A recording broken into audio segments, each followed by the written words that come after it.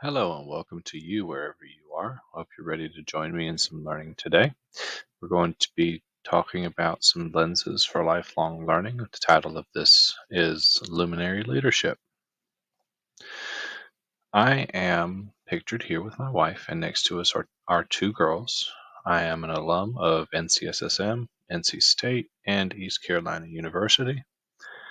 I was first a high school CTE teacher, teaching specifically engineering design, Microsoft, Adobe, personal finance, law, all of those courses. And after about 4 years, I went to the district office as a technician. From there, I've transitioned to be the district instructional technology facilitator in Herbert County Public Schools, and that's where I currently am. So our ISTE standards for focus for this particular presentation are listed on the screen. You'll notice that there's one for educators, coaches, and educational leaders, and those are there. You'll notice that there's a theme for this presentation. I'm not going to give it away just yet. But before we get started, I want to build us some foundational knowledge. And by doing that, we're going to find our focus and foundation. So the first point is unconditional positive regard. I want you to think about it, maybe jot down what it is and why it might be important for coaching.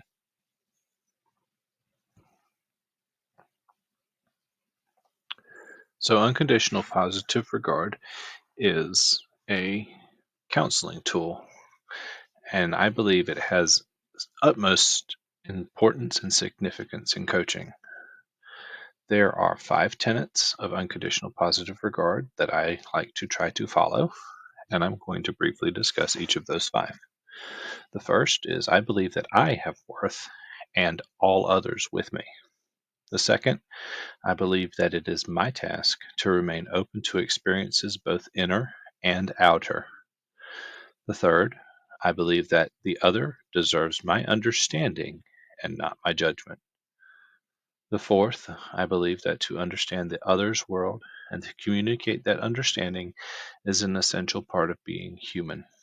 And the last, I believe that unconditional acceptance, both offered and received, dispels fear and opens up the path to authentic growth.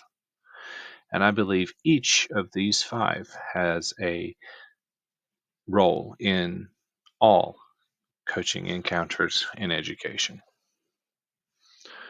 So some of you might be thinking that this presentation is not for you, but we're going to normalize the definition of what exactly I mean by coaching. So coaching navigates complexities and supports adaptation. Coaching builds strengths and resilience to face uncertainty. Coaching encourages growth through learning and experimentation. Coaching supports teamwork and normalizes a communal understanding.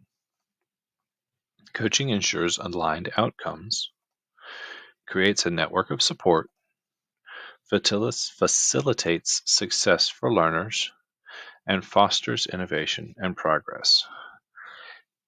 And as educators, we each have the ability within us to be a coach. So the third thing that we're going to normalize is what exactly I mean by a lens. So a lens could be a strategy, it's a viewpoint, could be a framework, could be a perspective, could be a methodology, pardon me. So all of these are structures that you may use to guide conversations that you have. And today we're going to be talking about 6 that I've personally used during my time as an ITF. And some of these could be yours if you like them enough. You could adopt one of these 6, or you have your own that you'd be willing to share. So, in no specific order, there are the 4 C's: constructivist, social justice, student centered, see, think, wonder, and last but not least, diversity, equity, and inclusion. So let's explore these lenses. The first would be the see, think, wonder lens. Using this lens, the coach could encourage the learner to observe, analyze, and question how they do something. would guide who you're coaching to see their current reality, to think critically about it, and to wonder how it might be changed. So, this image here would be an example of see, think, wonder. We could possibly engage this individual in a conversation saying, I see you have a lot of papers on your desk. Give them a chance to talk about it if they so choose. And then follow up with, I think if we could change this, you would enjoy it greatly, or you would appreciate it. And if they seem to be open to that, potentially, I wonder what I can do to support you with getting your desk in a more manageable state. This was an example that I used with a beginning teacher who had piles and piles of quizzes on her desk, and she said some of these are 2 and 3 weeks old. We discussed it and said, a quiz is supposed to be for immediate feedback or quick feedback. Does the students no good to evaluate their learning 2 or 3 weeks after it has happened? So we need to turn it around more quickly. And after I showed her how to do that, she felt a lot better. So the see, think, wonder lens. Very non-confrontational, very non-judgmental questioning and determining based off of the responses you get could be very successful. Next is the constructivist lens. Constructivist lens is where you collaboratively build meaning. So on this screen, you'll see a wire diagram. And for those of you who may not know electrical circuits, it's a quite simple one. Has an electrical source on the left, in the middle there's a switch, and on the right side there's a light emitting diode, an LED. But for students, it not necessarily as accessible as this. This is the exact same circuit, the exact same icons, maybe oriented differently, but you can see that what is on the screen matches what is in front of this child. And as they are able to physically construct this real world example, their learning has been transferred from a diagrammatic mode to a real constructed mode. So you as the coach would encourage potentially this teacher to build some simple examples such as this, where they are able to make non-physical learning more physical and hands-on. Make those real-world connections. The third lens would be social justice lens, and you can see the North Carolina portrait of the graduate, and we're going to focus in on one of those. But in this lens, you would encourage whoever you're coaching to identify areas where there might be practices that they could improve, equities that they could improve. You might ask the learner to assess any bias that they might have or implement more diverse perspectives. So the reason I bring up the portrait of the graduate is that empathy is one of the 7 tenets. And in this, you'll see that empathetic learners who are graduates of North Carolina schools should value and embrace diverse cultures and unique perspectives and foster belonging and trust through mutual respect and dialogue. So, engaging a learner with questions such as what gaps or inequities exist within your classroom might be something that you would do. You could also ask potentially, how could this activity be modified to promote inclusivity and address potential biases or inequities? And all of these are skills that these individuals will need to develop either as adults or as learners to be more successful in their life. Next, we have the 4 C's. Most folks are familiar with this, but that's communication, collaboration, creativity, and critical thinking. And in this lens, the coach might ask the learner to identify a possible manner of improving an activity, whether it be the interactivity, whether it be the problem solving nature, whether it be the opportunities for discussion with others in the room. It would be a simple question as what opportunities are there to increase the collaboration in this activity? Or potentially, how can I help facilitate the modification of this assignment to increase critical thinking? So, all of these open ended questions, non threatening questions where you can help the learner expand their skill set. The next to the last lens that we'll be talking about is the student centered lens. In this lens, the coach might guide the learner to reflect on where the focus is in a learning environment that they're currently operating in. Maybe have them reflectively discuss opportunities that they provide for students to guide their own learning. You might encourage the learner to identify alternative activities where student voice and choice would have been stronger as opposed to a directed by the teacher.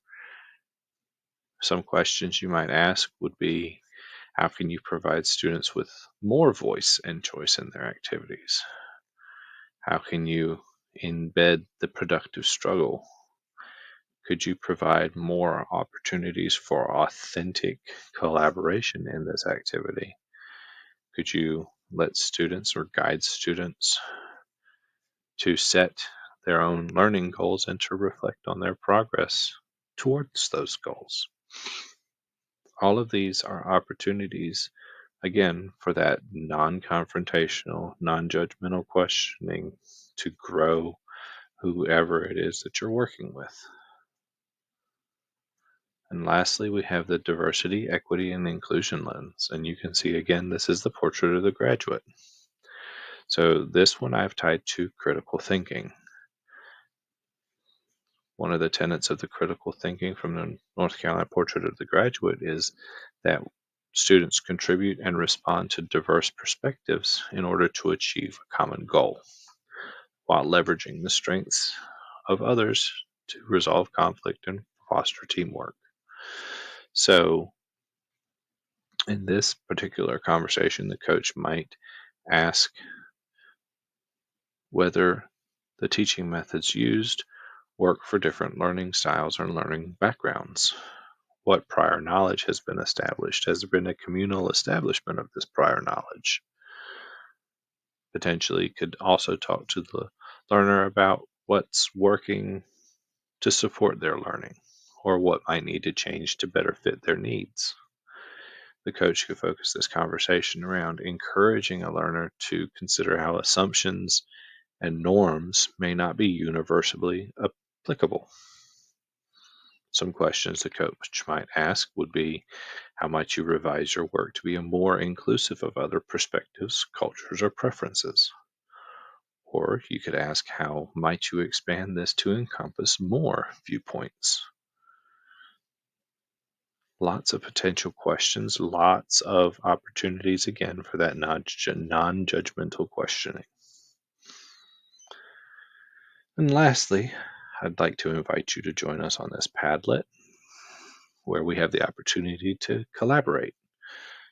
If you want to share what lenses you've been using, if there's an unnamed lens, you could describe the questions that you might ask or the conversations you might have and share how they guide your conversations. Because again, these lenses are frameworks, they're methodologies, they're thought processes, and they provide the opportunity for that non judgmental questioning.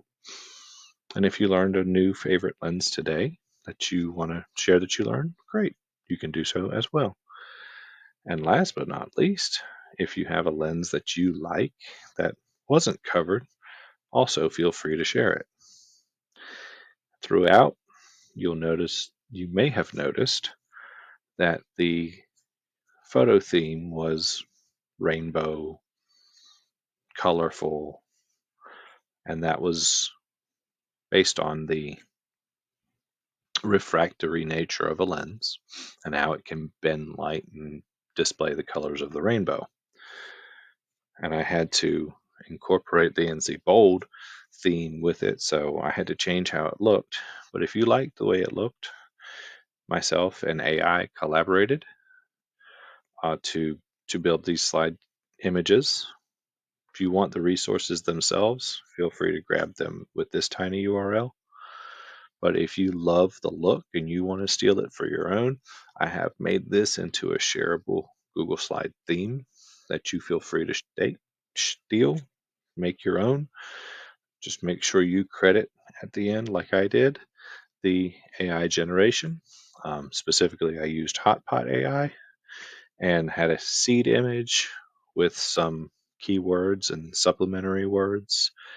And the foundation for the 4Cs coaching framework was inspired by Kat Goyette and Adam Juarez in their book. If you don't have any questions, please let me know. Feel free to shoot me an email and have a good one.